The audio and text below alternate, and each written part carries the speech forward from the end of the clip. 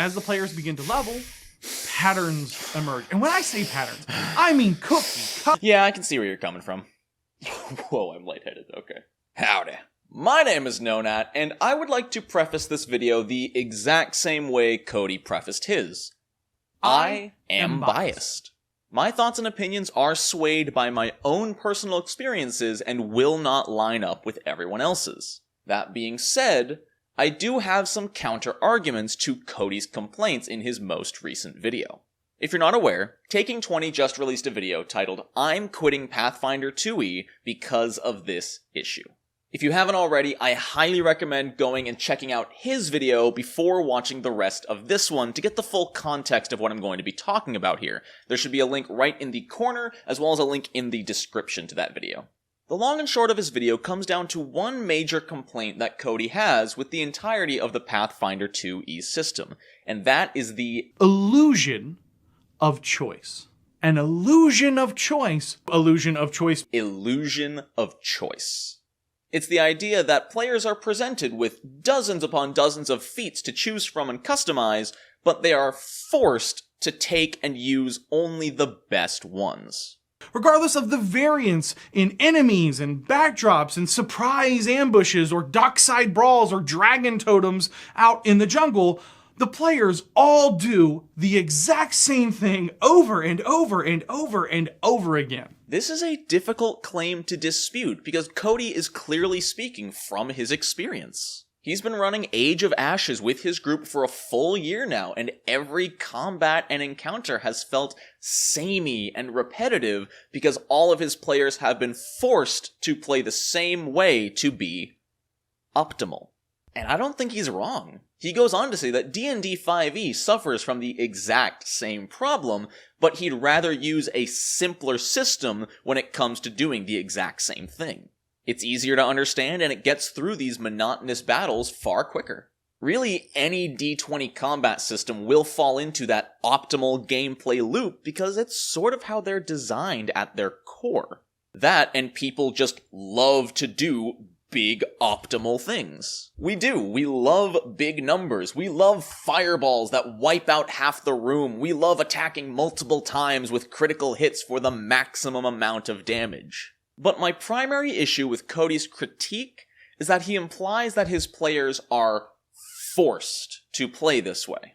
The way Cody has described it, the only thing his druid player does in combat is shapeshift into a dinosaur and make melee attacks, and thus got super bored of the character because that's all he felt he could do to remain optimal.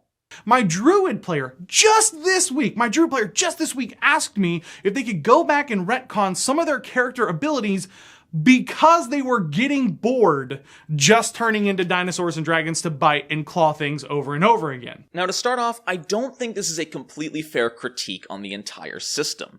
For one thing, the player might just not enjoy the druid gameplay style. This isn't a system-specific complaint, as it happens to a lot of different people. I was playing a monk for 3 months in D&D 3.5, and I got pretty bored, so I talked to my GM, we wrote the monk out of the campaign, and now I'm playing a wizard. Some people just don't know if they'll like a gameplay style until they've had a chance to actually try it. But let's get back to a more system-focused point. Let's say they do really enjoy the shape-shifting style of gameplay. Well, then I believe the issue falls in one of two ways. The first resolution falls to the player. They're playing a druid which has a wide assortment of spells at their disposal. Sure, they may have built their character around dinosaur form to just make melee attacks to be optimal, but that doesn't mean they can't cast Flaming Sphere from time to time. What's awesome about Pathfinder 2e spellcasting classes is that no matter how you build them, your spellcasting proficiency scales the same, the only exception being the War Priest Cleric. So even if you built around dinosaur form, your spells are still pretty much just as effective. So the druid does have a plethora of options and choices here, but if they choose to only use dinosaur form and make melee strikes, the fault kinda lies with the player. Now, Cody does make a point about this. What I mean is, there is an optimal set of actions that you need to do over and over and over again to perform well. I will agree and admit, it is tough to purposefully play sub-optimally. Forcing yourself to make worse choices makes it feel like you're losing at an RPG, because there's this stigma at so many tables that you need to be doing the maximum efficiency amount of damage at all times, or you're bad at the game. I absolutely disagree with this mindset, as I think it's incredibly toxic and not healthy, but yes, you should be trying to win a fight, you know? You should be trying to defeat your enemy, usually by dealing as much damage as possible. But you can still do that and get creative and dynamic in combat. In the campaign where I'm playing a wizard in 3.5 D&D, we were fighting a Goliath long-legged spider. Now, I could have just sat back, cast Fireball or Shocking Grasp to deal the maximum, optimal amount of damage to this spider. That could be every single turn, is I hide behind a tree, I throw a Fireball. I hide behind a tree, I cast Magic Missile, and that's it. I just do damage because that is optimal. But that's boring and samey and repetitive, and I don't want to do that. So instead, I ran directly underneath this spider and used my Cloak of the Dark Winds magic item that my GM gave me a few sessions back. I activated it to send a torrent of wind out in every direction, so the GM made fortitude saves on all of the Goliath spider's legs. Enough failed so that the legs were blown out from under it, and this giant, massive spider suddenly fell prone around the party. The rogue went next, and rather than attacking the prone target for sneak attack damage optimally, he chose to climb on top of this thing, pull out his immovable rods, and click them into place on top of the spider's torso. Because of the way immovable rods work, the spider could not move and get up because of its position, so it was stuck flailing at us, attacking at pretty big penalties, and we were able to win the fight, not due to maximum DPS output, but because of creative solutions. Like I said, I could have just cast Fireball, and he could have just gotten sneak attacks, and we probably still would have won, but the scene that the cloak and the rods made are stuck in our memories now as a super memorable fight, where there are tons of fights I couldn't tell you exactly how it happened, because we just cast spells and bonked things. Now obviously this story is not from the Pathfinder system, but the point I'm making can be applied to any TTRPG. Getting creative and having fun is far more rewarding than just doing what deals the most damage. If a player chooses to only do the optimal strategy, the fault lies with them. Now if this is not the case, then the fault lies with the GM. Maybe the player really does want to get creative, but just isn't being given any opportunity to do so. Maybe every fight really is just in this flat, open area, with no rocks to hide behind, no trees to climb, and just a conga line of flanking fighters beating the crap out of each other. Well, then the fault lies with the GM. This is a tough point to make, because in Cody's defense, he was running an adventure path, and he was probably just running the encounters exactly as written. Now, I haven't personally played Age of Ashes, so take this with a grain of salt, but everyone I've talked to has told me that it's pretty much the weakest adventure path for 2E by a pretty wide margin. And it's really easy to see why. Keep in mind that this was the first adventure path that launched with the Pathfinder 2E system, and even Paizo at that point was basically still learning their own system. So it's very possible they accidentally made an overtuned campaign that required players to be perfectly optimal in order to even survive. If this is the case, it is an inherent flaw with the adventure itself, but I don't think it's an inherent flaw with the system. Again, some of this does lie with the GM.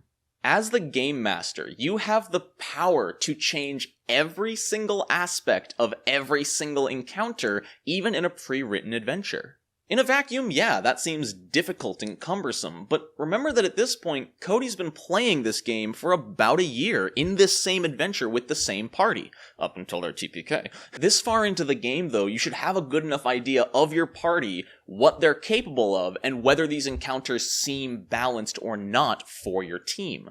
If your party is going to be fighting something they have almost no hope of beating, change it. As a GM, change it and make it a more fun, more interesting encounter with more opportunities to get creative and do things, or force them to do something completely different.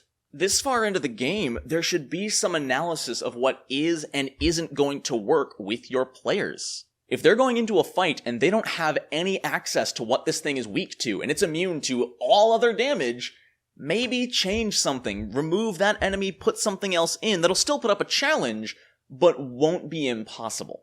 As an example of what I would do in this situation, I'll use an adventure I've actually played, The Slithering. If you don't want any spoilers for the Slithering adventure, just little teeny tiny spoilers, go ahead and skip to this timestamp, okay? 3, 2, 1. So the first few encounters in The Slithering are oozes, and oozes can be really difficult for certain characters, namely swashbucklers and rogues, because oozes are immune to precision damage. Now, precision damage is basically where swashbucklers and rogues shine, so if you take that away from them, they're immediately way weaker. Let's pretend my entire party wants to play swashbucklers and rogues. 2 swashbucklers, 2 rogues, and I don't want to say, no, you can't play that. Instead, I would change just something tiny. At the beginning of the campaign, an NPC approaches you and asks you for help. Maybe add a detail where this NPC gives them a satchel of a powder, and they can lace their weapons with this powder that gets past that precision damage immunity. Maybe these oozes are super weak to this powder because it dries them out and allows them to deal their precision damage like normal. And done. It's simple, unintrusive, and everyone gets to play this adventure with the character they want, and you don't have to say no. No one's forced to play a wizard to deal damage to these oozes. Everyone can play what they want. You just change it so that everyone has fun with it. I firmly believe this is one of the GM's most important responsibilities. Every player should be able to have fun with their character. They should not be forced to make a certain character, or forced to play a certain way. If the campaign is too difficult and your players are being forced to play optimally, tone down the difficulty, take an enemy out, remove some hit points, use more condition effects rather than just blasting the party with direct hit point damage. Make fights engaging and dynamic using all of the tools that Pathfinder 2e gives you. That was a long example, but I do think it applies here. In a pre-written campaign, even if every single encounter is on a flat, open field the way it's written, change it. Add some cover, add elevation, give enemies completely unique abilities that aren't even in the rulebooks. Pull something out that your players will never expect. You have the power to make anything happen in this game. So don't let a pre-written adventure or the rules force you or your players to do anything. I could keep talking about this subject, but I would start repeating myself even more than I already am. It's very easy to get locked into the optimal mindset. We like doing the best we can do. But if you start getting creative and just taking a chance and experimenting, opt to shove or trip instead of attacking, even if it's not the most optimal thing, you'll be surprised how interesting and fun that can make these encounters in ways you really might never expect.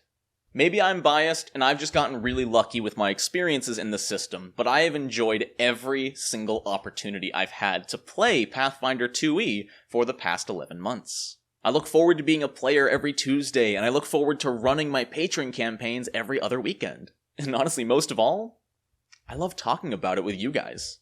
Theory crafting, lore discussions, and just interacting with the amazing Pathfinder community here on the internet has been the best part of running this channel.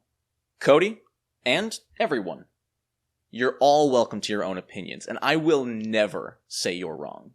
I am sorry you didn't enjoy yourself with the system. It's unfortunate, but it's understandable. But I do highly recommend giving it another try at some point with some of these ideas taken into account. Maybe even as a player instead of a GM. I'd happily run a game for you any day, Cody. Call me. But at least we can all agree on one thing. That Paizo is one of the best damn companies out there right now, regardless what you think of their actual systems.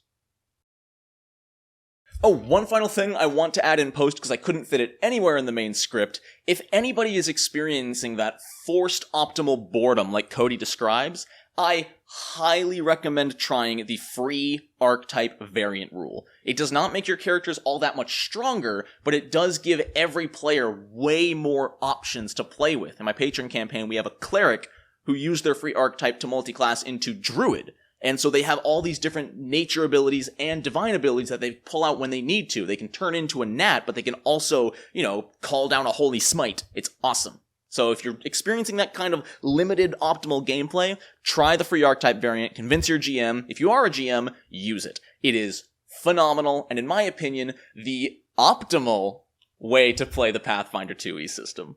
Okay, now the video's actually over. Bye guys.